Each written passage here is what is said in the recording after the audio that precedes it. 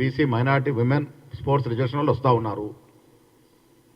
ఇది యాక్యురేట్గా ఇది బయటకు రాలేకపోతే చెప్పలేం. కానీ మాకున్న సమాచారం అయితే మా బ్యాక్ ఎండ్ ఆఫీస్ కలెక్ట్ చేసిందో దాని ప్రకారం ఆ రకంగా వస్తూ ఉంది మాకు సమాచారము. తొందరపడకండి.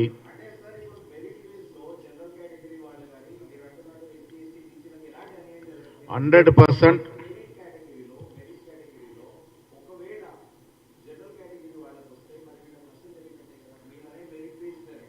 మెరిట్ బేస్ ఏదైతే జనరల్ ఓపెన్ కేటగిరీలు ఉందో దాంట్లో ఎవరైనా బీసీ వాడో ఎస్సీ వాడో ఎస్టీ వాడో మెరిట్ మార్కులు తెచ్చుకొని సెలెక్ట్ అవుతే ఆయన అక్కడే ఉంటాడు.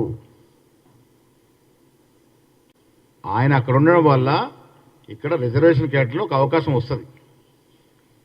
ఇప్పుడు కిందికి వెళ్ళి నేను స్పష్టంగా నాకున్న సమాచారం ఒకవేళ అధికారులు తప్పు చెప్పకుండా ఉంటే మేము నిన్న సేకరించిన సమాచారం ప్రకారం ఏ రిజర్వ్డ్ కేటగిరీకి చెందిన వ్యక్తి అయినా ఒకవేళ మార్కులు తెచ్చుకొని మెరిట్లో సెలెక్ట్ అవుతే ఆ జనరల్ కేటగిరీలో ఉంటాడు. మిగతా రిజర్వ్డ్ కేటగిరీలో ఆయా రిజర్వ్డ్ కేటగిరీ తక్కువ పడితే ఈ 1:50ని అప్గ్రేడ్ చేసి ఇంకా కొంత కిందికెళ్ళి తీసుకొచ్చి భర్తీ చేస్తూ ఉన్నారు. దానివల్ల మనకు నష్టం జరిగేవేంటి అని అడుగుతా ఉన్నాను. జరిగే నష్టం ఎక్కడ ఉంది? ఇక్కడ ఎందుకు అపోహపడతా ఉన్నారు? ఎందుకు అనుమానపడతా ఉన్నారు? అధికారులు స్పష్టంగా చెప్తా ఉన్నారు, జనరల్ కేటగిరీలో రిజర్వ్డ్ కేటగిరీ సెలెక్ట్ అవుతే వారికి ఆ స్థానం పదిలంగా ఉంటుందని.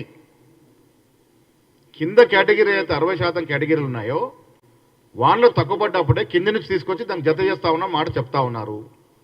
దీన్ని మేము కట్టుబడి ఉన్నాము.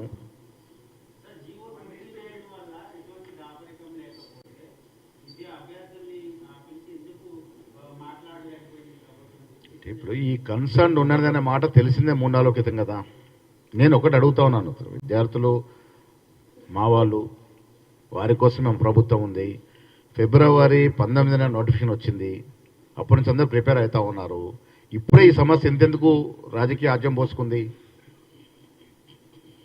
రాజకీయ పార్టీలు వాస్తవాలు మాట్లాడితే ప్రజాస్వామ్యం నమ్ముకున్న మేము నిజంగా మా వల్ల తప్పిదం జరిగితే ఒక మెట్టు దిగి చర్చలకు వస్తాం. మేము గత ప్రభుత్వం మాదిరి ఫ్యాసిస్ట్ ప్రభుత్వం కాదు మాది. మాకు ప్రజాస్వామ్యం ఉంది. కింది లెవెల్లో తప్పు చేసిన అడుగుతాము, పై లెవెల్లో తప్పు చేసిన అడుగుతాము. మా పార్టీకి ఆ సిద్ధాంతం ఉంది, అడిగే ప్రక్రియ ఉంది, అడిగే ప్రజాస్వామ్యం ఉంది మా దగ్గర. ఎందుకు 3-4 సార్లు ముఖ్యమంత్రితో మేము మాట్లాడినాము? ఎందుకు వివరణ తీసుకున్నాము? ఎందుకు మేము ఈ క్వశ్చన్స్కి జవాబులు తెప్పించుకున్నాము? కేసీఆర్ లాగా అందరిని అణచివేసి అణగదొక్కి ఆయన కట్టున్న ప్రజాభవన్కి బ్యారికేడ్లు పెట్టుకొని మేము లేము కదా. ఇలా జవాబు చెప్తా ఉన్నాం కదా ప్రజలకి.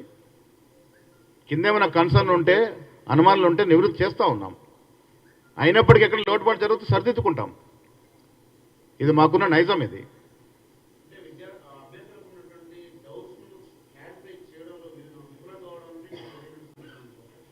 నాకు తెలిసి కొంతమంది విద్యార్థుల్ని రాజకీయ పార్టీలు రెచ్చగొడతా ఉన్నాయి.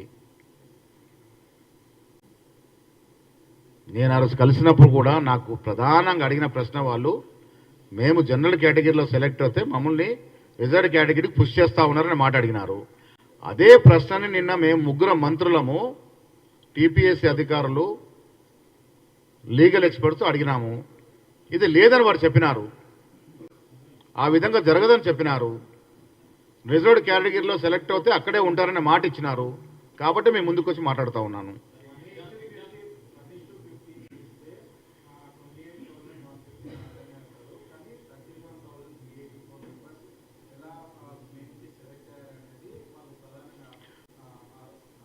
దానికి స్పష్టత ఏంటంటే 1:50 తీసినప్పుడు 2,800 మంది సెలెక్ట్ అయినారు. ఇంకా 3,000 దాదాపు 200 మంది ఎవరు అంటే ఎస్సీ, ఎస్టీ, బీసీ, మైనార్టీ వర్గాలు చెందిన వాళ్ళు ఎవరైతే రిజర్వేషన్ క్యాప్ నిండుతలేదో ఆ నిండేటప్పుడు కింది నుంచి తీసుకొచ్చి వీళ్ళు జత చేసినారు. ఆ 3,200లో ఓపెన్ కేటగిరీ వారు లేరు. ఈ క్యాప్ ఫుల్ అవటానికి కింది క్యాప్ జనరల్ కేటగిరీ ఫుల్ అయిపోయింది 50%తో, 1:50తో. కింద ఎస్సీ, ఎస్టీ, బీసీ బకెట్స్ ఏవైతున్నాయో అది ఫుల్ కానప్పుడు కింద నుంచి తీసుకొని జత చేసినారు. డెఫినెట్గా కమిషన్ 2-3 రోజుల్లో మీకు అన్ని డీటెయిల్స్ ఇస్తాయి.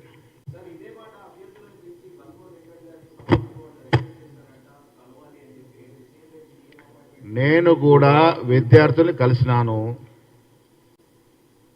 నేను హృదయం చెప్పాను, ప్రభుత్వంతో మాట్లాడతామని మాట చెప్పినాము.